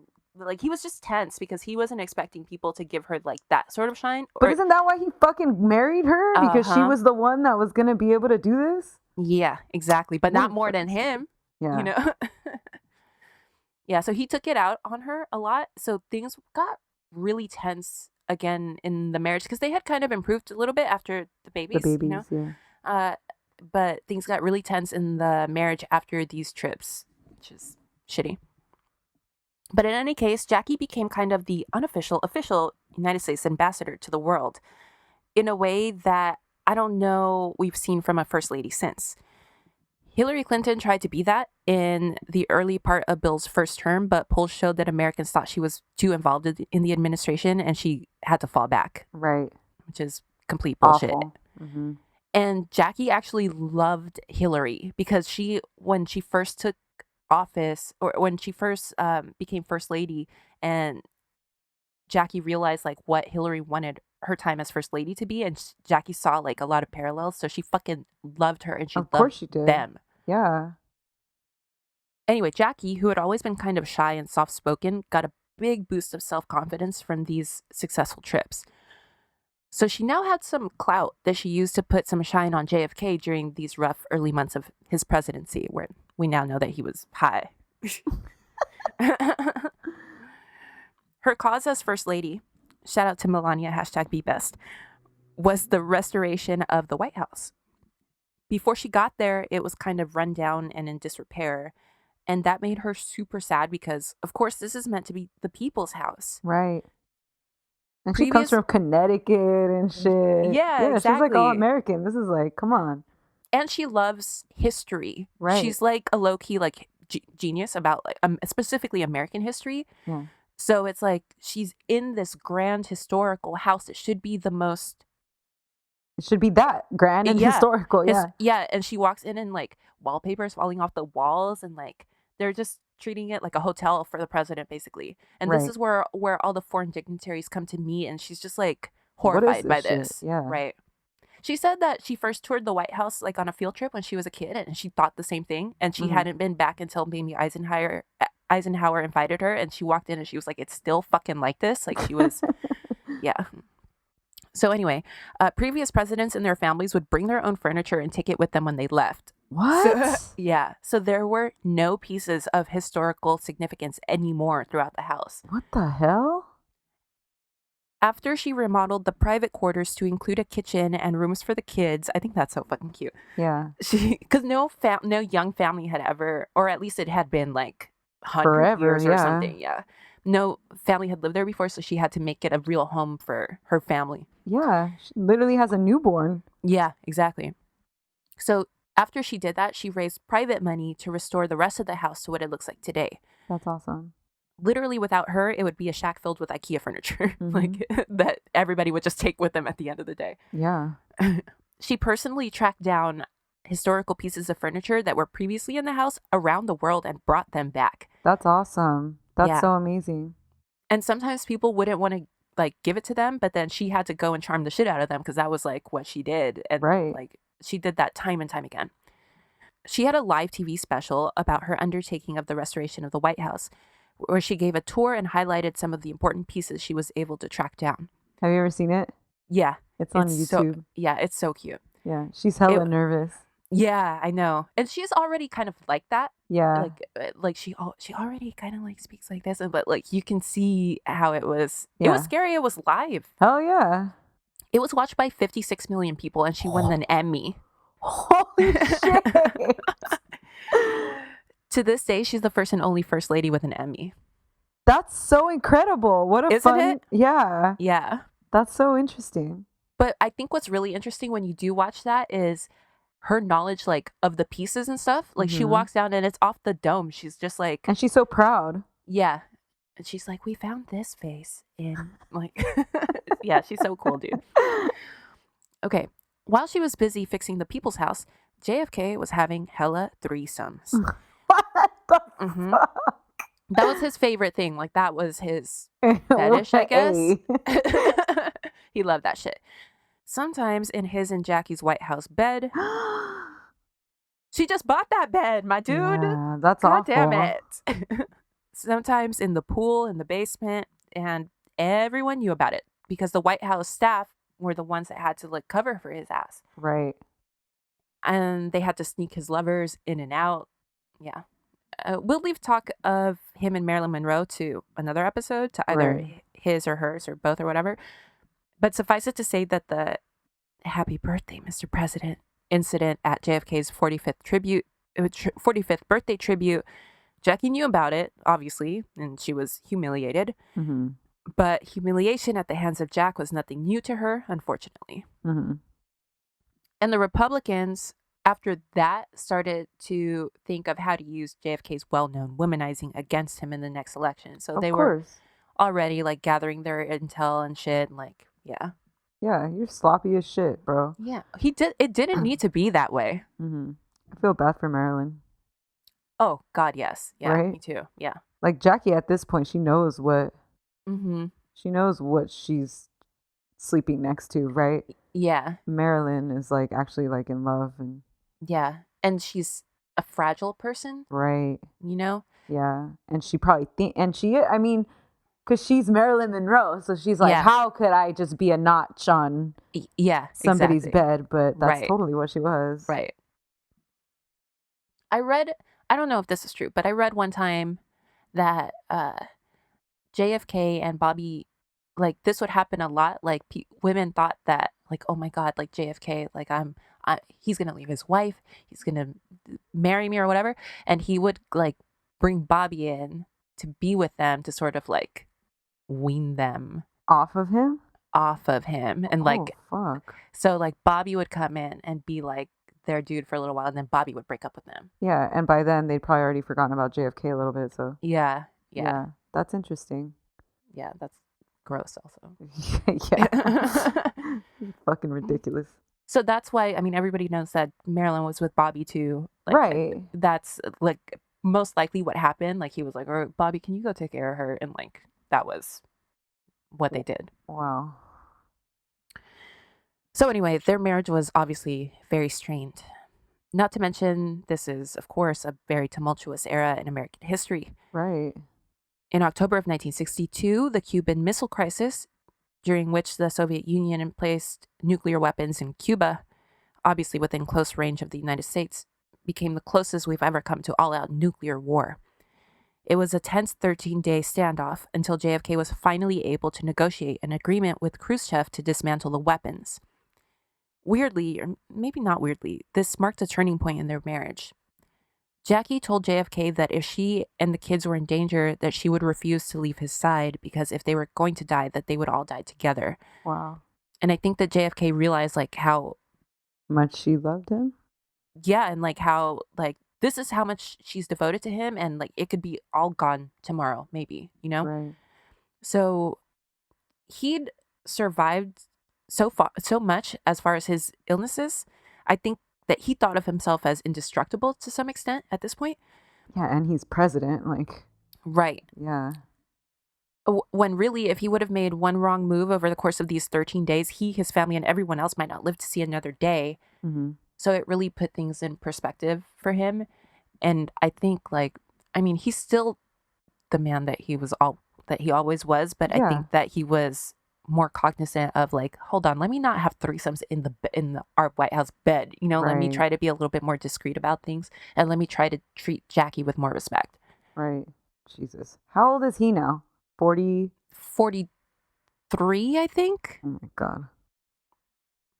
Not to mention that also at this point, JFK's inner circle, they started to dissent like for the first time. People were tired of putting up with and like covering up the sex parties and the mistresses and the sex workers and the drugs. They were fed up. Insiders started to call the White House a brothel. Ooh. They were disgusted about how he was treating Jackie, not to mention that in early 1963, Jackie was pregnant again. But once again, the baby, the couple named Patrick, was born 5 weeks premature with undeveloped lungs, just like John Jr. Wow. And baby Patrick died 2 days later on August 9th. Wow. JFK knelt by her bed and sobbed when he went to tell her. So this is during the presidency this happened? Yes. Wow. Yeah. I didn't know that. So like the whole world, I mean, the whole country saw her pregnant and they were like, you know, this is such a happy time. Like, right. Imagine we're going to have a baby. I mean, not right now, but imagine Michelle, like, or something. Yeah. Yeah. Yeah, we're going to have a baby. Because that's how they felt about JFK Jr. and Caroline. Yeah, exactly. Yeah. Oh, okay. So anyway, Jackie was stunned and depressed, of course. Yeah. But Jackie's a fucking she's a G, strong woman. That's like the one word that I keep thinking of when I read about her, like the strength that this woman had. Yeah. Anyway, so of course she's depressed and of course she's shocked and stunned, but she thought that it might be yet another incident that might change Jack's ways, since he had previous with like things like that had happened in their marriage, like it did bring them closer. Right. And yeah, so she thought this could be another one of those times.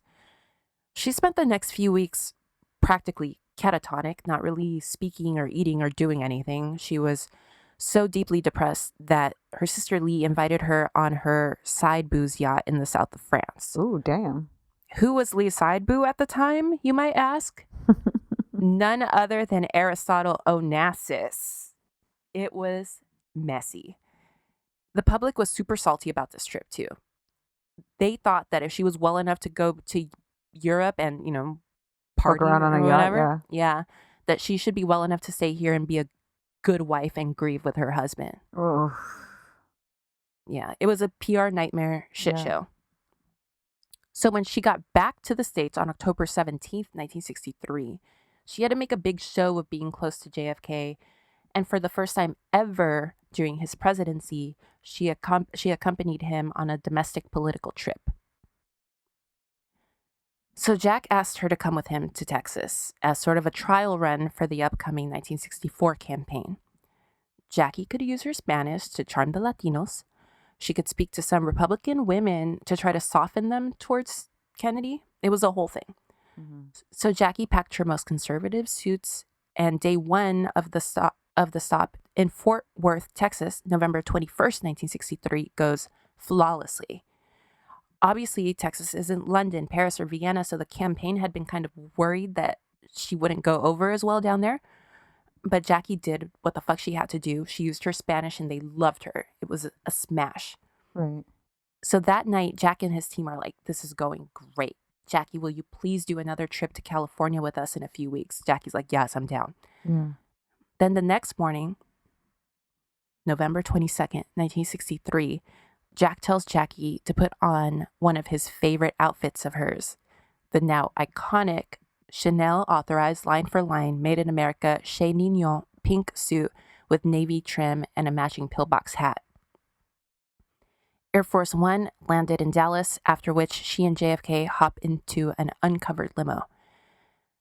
A few minutes later, 8.5 seconds would change the world forever. I don't know if I should go into this. Maybe not, because you want to save it for his own episode, right? But it's from her perspective. Okay, well. It's a lot. So just like warning, I guess, to listen if you're going to listen to this part. Okay. She thought that the first gunshot was a motorcycle backfiring and blamed herself for not realizing what was happening and pulling him down. She went over it time and time again, over and over, constantly for years. After he was hit, she did try to pull him down, but he had his arms up after he was shot through the throat trying to hold his neck. And next thing she knew, there was a third shot. The third shot blew his brains out all over her face and clothes.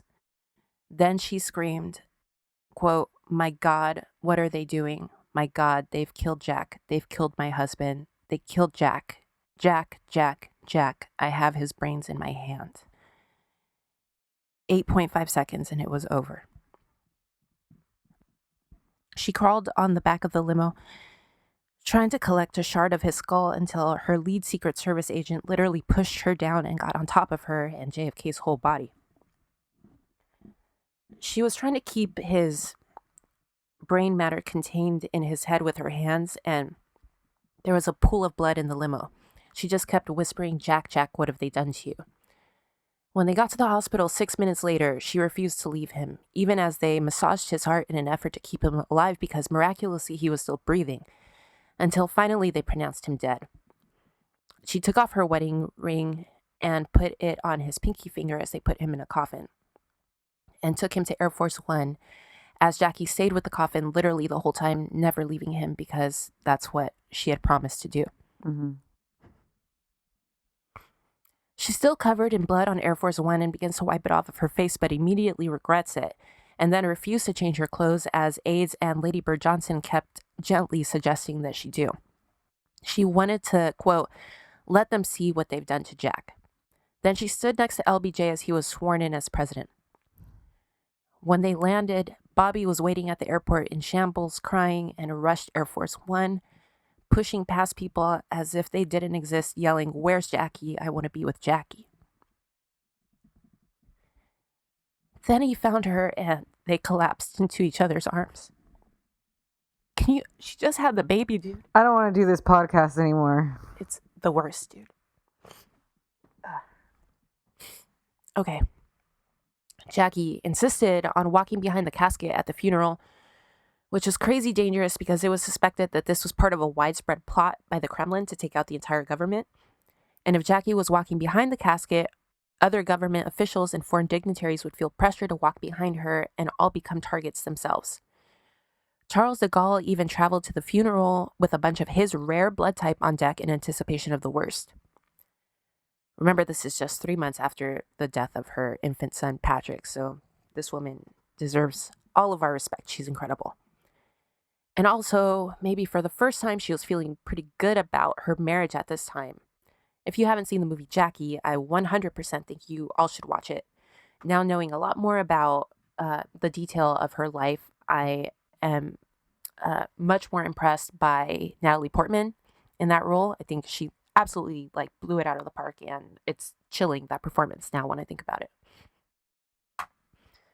Anyway, LBJ offered the ambassadorship to France, but she wanted to retire, just get a little house, disappear, and raise her kids. But she'd already been the most famous woman in the world, and now she was the most infamous too. And the world's thoughts were with her and eyes were on her, so she couldn't just disappear. In the United States, everyone felt at least a part of her belonged to them.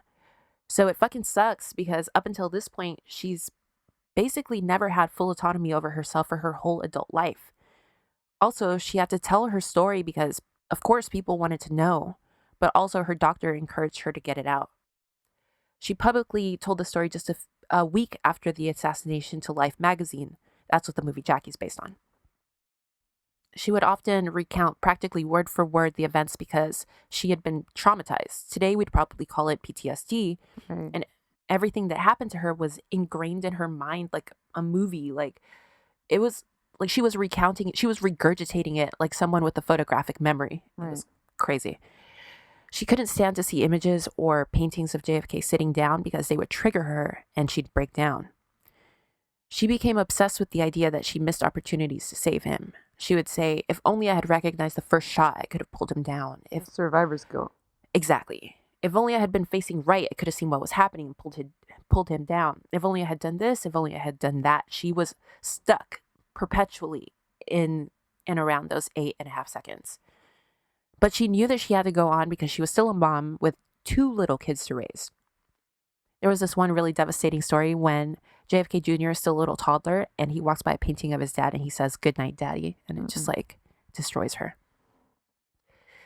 She always remained protective of JFK and his legacy. She never really talked about the things about JFK that were outside of the image that he wanted to present to the world, like his health issues and their marital problems. Oh God, if Twitter existed back then, I'll tell you, it'd be fucking everywhere. His ass. Okay, so she thought about suicide a lot for years after this. Not in the sense that she wanted to kill herself, not like that at all. Just in the sense that she would think about what it would mean to die and I don't know, what happens to you after you die. And you literally had death right in front of you. Of course, now it's something that just kind of you think about more. Exactly. So it sounds more like this was more of an intellectual or like an existential exercise than it was her wanting to kill herself. Wanting to kill herself, yeah.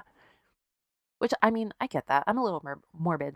Anyway, so no one was super worried that she actually wanted to do that. Her priest was worried for half a second, but he realized I guess what was going on with her.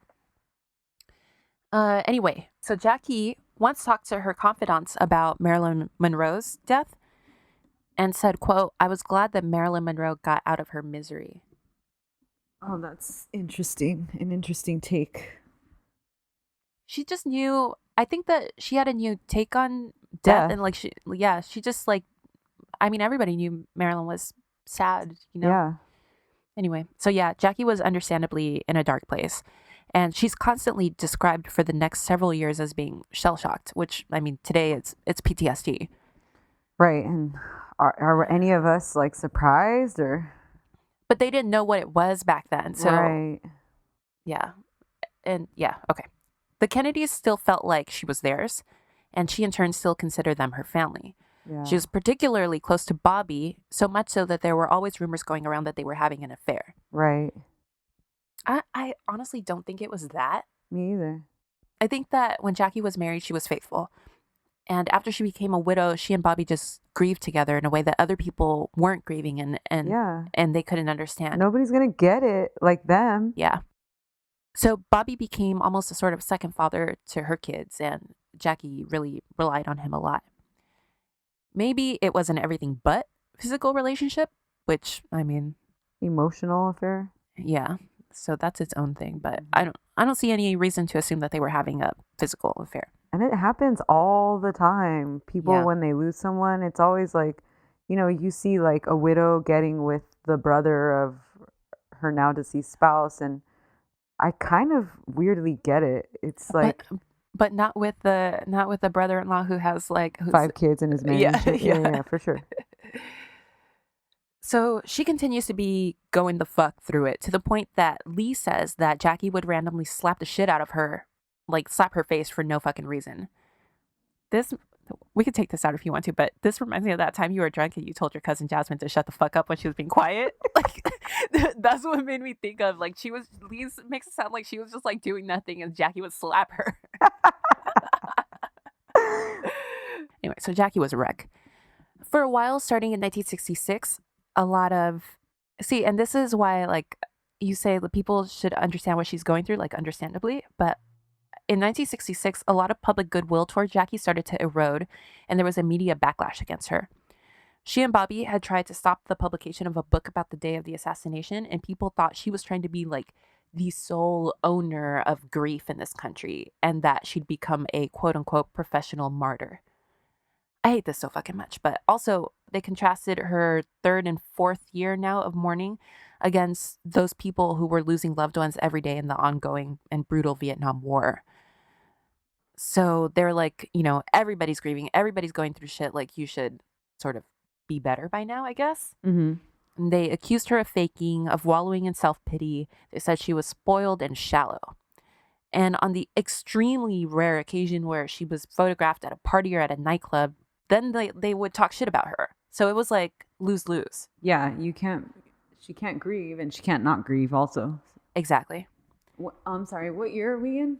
We're in 1966 now. Okay. Meanwhile, Bobby Kennedy had been getting ready to run for president in 1968. And Jackie became very vocal about the fact that she'd been having premonitions of his assassination, and she begged him not to run. She thought they were all going to get assassinated, right? Mm-hmm. She'd wake up in the middle of the night from nightmares, either reliving what happened to Jack or envisioning what could happen to Bobby, screaming. Of course, yeah. But Bobby sat her down and told her not to worry and that this was something that he had to do. Then in April of 1968, Martin Luther King Jr. was assassinated, and this shook her to her core. Even Bobby said that day that, quote, that could have been me. Jackie was a wreck when Bobby called and told her that King's widow, Coretta, called and asked Jackie to attend the funeral. Wow. Jackie was still dealing with the trauma, and she didn't want to go, especially because she had a problem with crowds. Right. Understandably, of course. But she basically took all of the drugs so that she could show up for Coretta that day. Jackie's old friend Aristotle Onassis showed up at the funeral and offered to fly Jackie away on his plane straight to his yacht so that she could regroup after the funeral. Wow. He'd also been at JFK's funeral 5 years before. Lee said that Aristotle looked at life as a chess match and that he was a master chess player and saw his shot and took it. That's interesting. Uh-huh. Yeah. Because he was like not making it a secret that he wanted her. Right. He wanted to acquire her because she's a thing to him. Right. After Bobby won the California Democratic primary on June 4th, 1968, Jackie went to bed as it was late where she was in New York. Then at 4 a.m. New York time on June 5th, 1968, Jackie got a call from Lee's husband, or he might have been ex-husband at the time, who was in London, and he asked how Bobby was. Jackie's like, he's great. Isn't it wonderful? He won. And the friend and her brother-in-law asks again, but how is he? And she's like, I haven't talked to him, but I'm sure he's ecstatic. He wanted this so badly, and it seems like this is going to happen. So then her brother-in-law is like, Jackie, Bobby's been shot. God. She immediately gets on a flight to Los Angeles. Imagine her sitting the 5 hours on this fucking plane, dude. No. I can't take it. So she pulls up to the hospital, and it's all deja vu. She's reliving the whole thing over again. Right. She went through one of the worst things to ever happen to a person, something she's still dealing with the trauma of, and it's happening again. And she fucking knew it would happen, which is like the worst part. Right. Bobby's wife, Ethel, who is pregnant with their 11th child, by the way, during this time. Yeah. She's already there, of course. And so is Teddy, who was on his knees praying next to Bobby's bed, but there was no hope, and Bobby died the next day with Jackie at his bedside. Wow. Jackie was barely keeping it together. She says that she was jealous of Ethel and Bobby's mom, Rose, because they, all things considered, looked fine. Because they're incredibly religious, and they really leaned into their faith. Right. So they're like, he's in heaven. And yeah, exactly that. He's in a better place, and God had his reasons, and that was that, you know? Right. But Jackie wasn't religious. Right. So she was broken. She didn't have anything to like prop her up like that. On the way back east with Bobby's plane on a plane that LBJ sent, Jackie had a panic attack, mistakenly thinking that they were getting on the same plane, aka Air Force One, that she traveled in with JFK's body. When they finally made it to New York at St. Patrick's Cathedral, it was like Jackie couldn't hold it together for a second longer, and she exploded in hysterical tears and threw herself on Bobby's casket. Rose Kennedy had to embrace her and gently pull her off. Right. Jackie fell even deeper into depression and said, quote, if they're killing Kennedys, then my children are targets, and I want to get out of this country. So how does she do it? She and the kids had money from the Kennedy Trust, so she wasn't poor by any stretch of the imagination, but it wasn't nearly enough to make her feel safe. She needed much, much more money and also power. Mm-hmm. And you know who seemingly had all the money and power in the world? Ari Onassis. And not only that, but he had a private island, Scorpios, where the kids could really be safe. Plus, he showered her in millions and millions in jewels and really tried to romance the shit out of her. I mean, he was much, much older than her. He was uncouth and sloppy. So, I mean, obviously he had to pull out all the stops to woo the most famous woman on earth. So she introduced him to Joe and Rose Kennedy, and although they were extremely against the marriage, they gave her their blessing because they understood that she had to do what she felt like she had to do. Right. I think, like, for sure. Yeah, there's nothing, that's the only thing that she's going to find solace in at this moment. Her safety and the safety of her family. Yeah. Yeah, you know, like, and if that means marrying this guy, like. Right. I mean, she married JFK and he was a piece of shit, you know what I mean? So I think, honestly, props to Joe and Rose, because I feel like they could have threw a fucking fit and like, made it impossible for her. They expressed that they didn't like it, but at the end of the day, they were like, all right, yeah, you know, you need to do this. Because that's also their grandkids that she's talking about, you know? Right. So the Kennedys, they sent Teddy, who Jackie was also extremely fond of, to Greece with her to negotiate a settlement with Ari on Jackie's behalf. I'm almost positive that I went into this in Teddy's episode, but Ari got Teddy absolutely plastered on Ouzo and was partying with him and some scantily clad girls, and then basically blackmailed Teddy with the photos. Because remember that now Teddy is the one who has to take up the mantle of his deceased brothers. He needs to be president one day. So this is like a year before the Chappaquiddick incident. Right. Which is the focus of Teddy's episode. And if these photos ever came out, they could be really bad for him. So Ari gained the negotiating advantage, but I think Ari was still kind of generous. Jackie got $3 million in cash. He would match what she would have received over the next several years from the Kennedy Trust that she was giving up to marry him. And he was going to pay for all her and the kids' expenses, including security, which the kids were going to lose their Secret Service protection once they turned 18. And with that, the stage was set for Jacqueline Bouvier Kennedy to become Jacqueline Bouvier Kennedy Onassis, or Jackie O, on October 20th, 1968, in a private ceremony on the island of Scorpios. Nice. Headlines around the world read, this is wild to me. These are literal headlines. Quote, Jackie, why? What? In all caps. Quote, Jackie, how could you? Quote, Jack Kennedy dies today for the second time. Whoa. That one is fucking ridiculous. This one is funny to me. Quote, Jackie marries blank check. Man, people just hate women. Could they not understand? No, they couldn't. This? I mean, have some nuance, have some understanding. This is a woman that you allegedly admire right? and right. Embraced. Right. So the public lost their minds, and it was like personally offensive to them for some reason that she was marrying this dude. Right. Obviously, it was no one's business. But in their defense, he had infamously beat his first wife almost to death when she was pregnant with his daughter, Christina. Oh, holy shit. In an attempt to make her lose the child. Oh, wow. He had an extremely long and very public affair with the most famous soprano of the 20th century, or honestly of all time, Maria Callas. He started seeing Maria again just 2 weeks after his marriage to Jackie when he flew to Maria's Paris apartment and broke down in tears at her feet to tell her he'd made a huge mistake.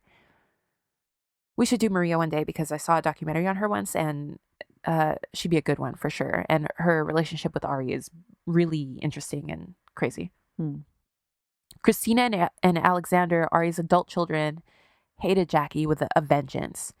They were holding out hope that he would get back together with their mom. Oh, wow. So they had a terrible relationship with Jackie.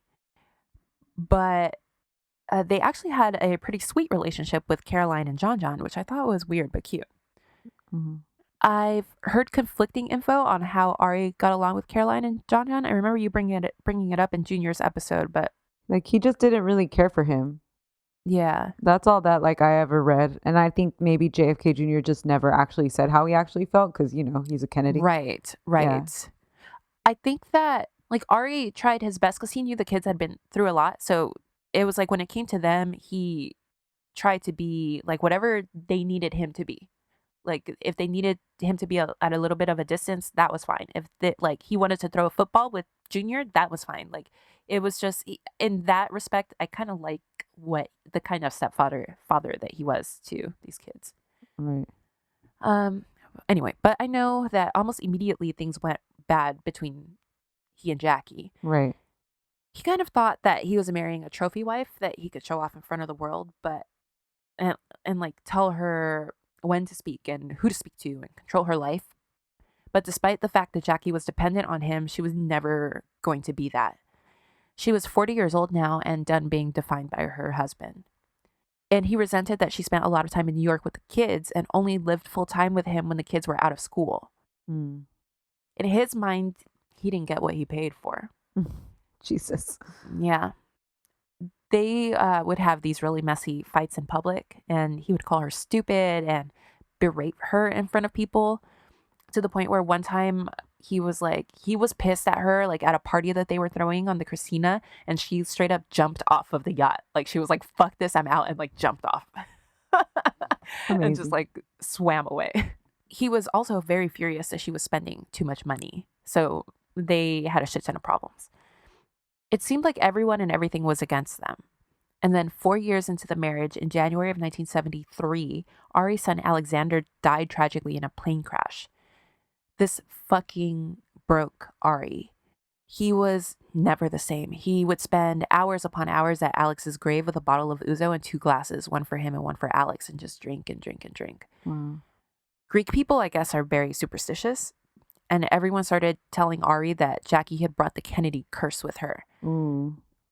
Also around this time, Ari's business took huge hits and he lost a lot of his wealth. I mean, like he was still rich as fuck, but still like a lot of his wealth disappeared.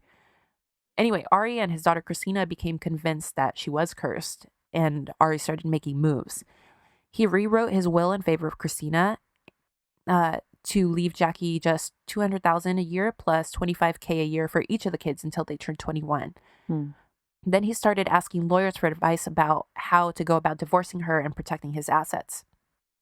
But then it became apparent that Ari was ill. In fact, he was dying. So all of a sudden, the divorce stuff was kind of put on hold. Right. Jackie spent a lot of time with him during his illness in Greece. And when he stabilized, she took what she thought was a quick trip back to New York to be with the kids when she got word that he died in 1975, just 2 years after the death of his son. Wow. I think that Greek law is such that Jackie would have gotten a lot more if she wanted to, especially, despite the fact that he had rewritten his will. Mm-hmm. But she settled without like that much contention with Christina after a couple years, and she walked away with $26 million. Wow.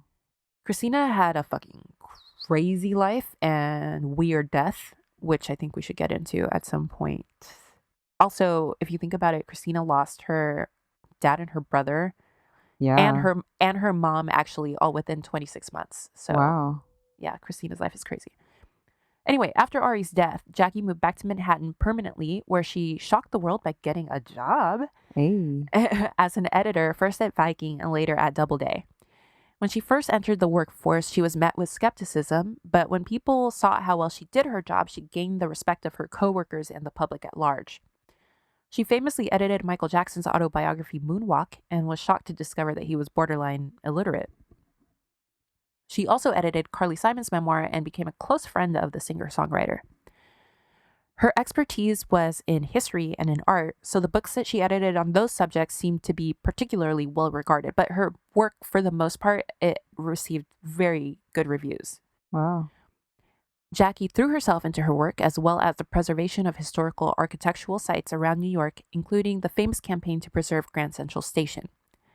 And in 1980, she also threw herself into some uncut gem dick when she started dating longtime friend and diamond merchant Maurice Templesman. Nice. Maurice was married, but his wife was an Orthodox Jew who would never divorce him, nor did I think he have any interest in obtaining a legal dissolution of their marriage. But he and his wife were estranged and had been for like decades or whatever, so he was only married on paper. First, he moved into a hotel near Jackie's apartment, but a few years later, they were just like, fuck it, and he moved in like for real. Oh, wow. Oh, and also he was like some kind of financial genius because he flipped her $26 million by some estimation at least 2 or 3 times. Wow, great. Yeah, so she loved this man and he loved her, and they seemed to have this beautiful, easy relationship. They would read together and take walks in Central Park, and of course they were serious patrons of the arts and the opera, and like they were really cute, and I'm really happy that she found love. Not to say that she didn't love her husband. She loved JFK, although he couldn't love her back in the same way. Right.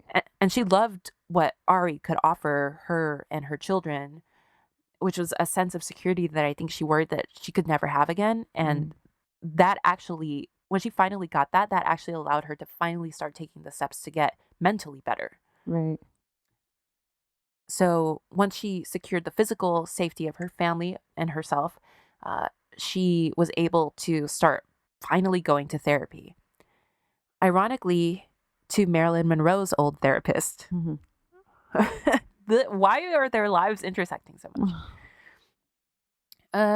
And by the way, this was not Marilyn's therapist, the dude that she was sleeping with when she died. This was like the good one. The one that she left like half her money to. So she finally was able to get help for her PTSD now that the condition was more well known and understood. Thank goodness. Right. In November 1993, in the course of receiving treatment after being thrown from her horse, it was discovered that she had cancer, non-Hodgkin lymphoma. They threw everything they had at her: surgery, chemo, radiation, but the cancer spread to her spinal cord, brain, and liver. After electing to stop treatment, she died in her sleep on May 18th, 1994, at age 64. She was buried at Arlington National Cemetery alongside JFK and their 2 children, Patrick and Arabella.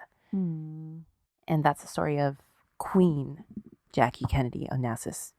Good job, May. That show was long. It was long as fuck, dude.